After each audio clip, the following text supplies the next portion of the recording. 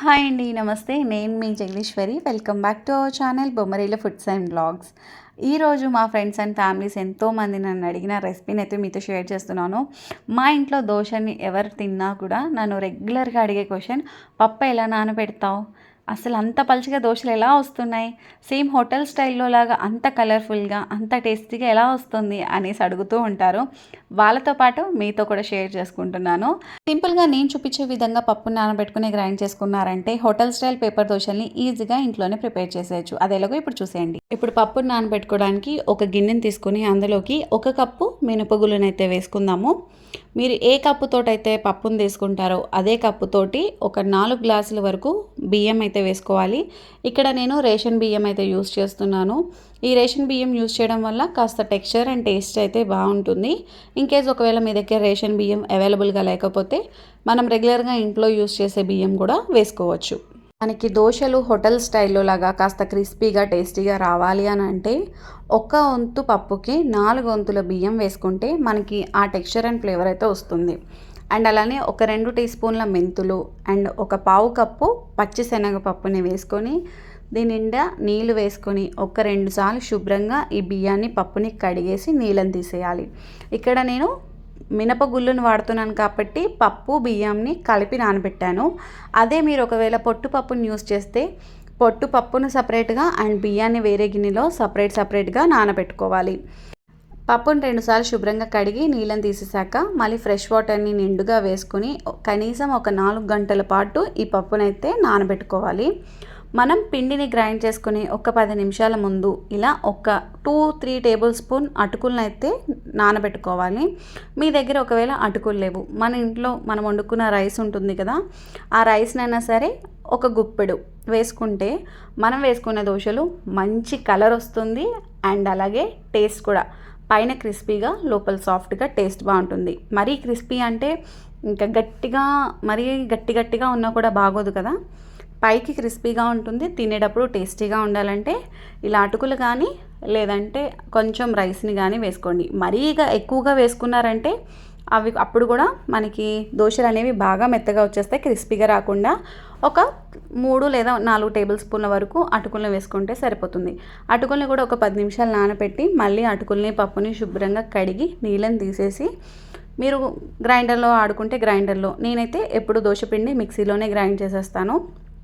పెద్ద mixie jar తీసుకొని మనం నానబెట్టుకున్న పప్పుని హాఫ్ క్వాంటిటీ అయితే ఒకసారి వేసేసుకుంటాను.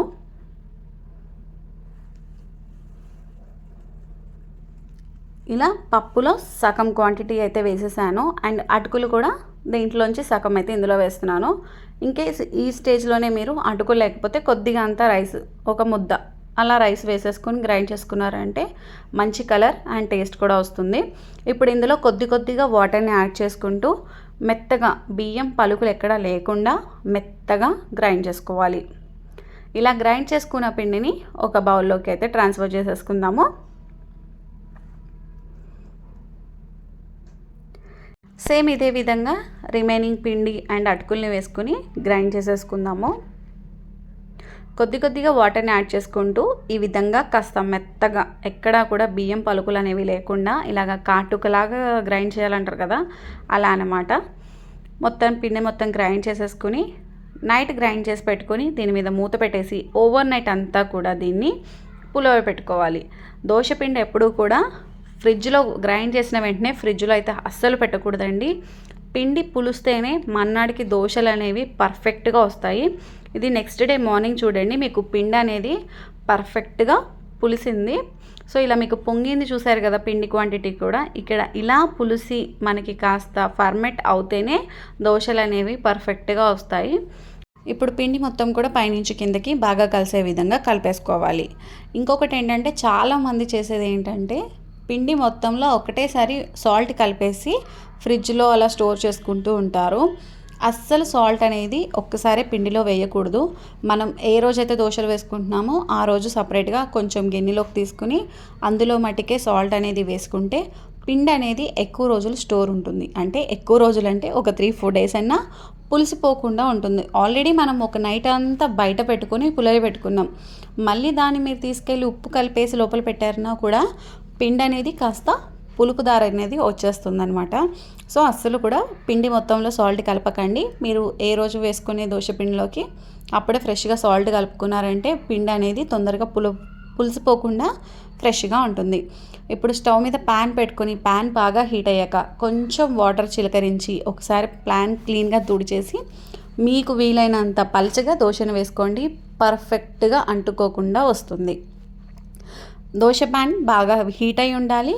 అండ్ ఒకసారి వాటర్ చిలకరించి దాన్ని క్లీన్గా తుడిచేసేయండి. ఇలా చేయడం వల్ల ఏంటంటే ప్యాన్ ఓవర్ హీట్ అయిపోతే మనకి పిండి తిప్పేటప్పుడు అంటికిపోతూ ఉంటుంది కదా. అండ్ అలా తుడవడం వల్ల కూడా ప్యాన్ మీద డస్ట్ ఉన్నంత కూడా పోతుంది.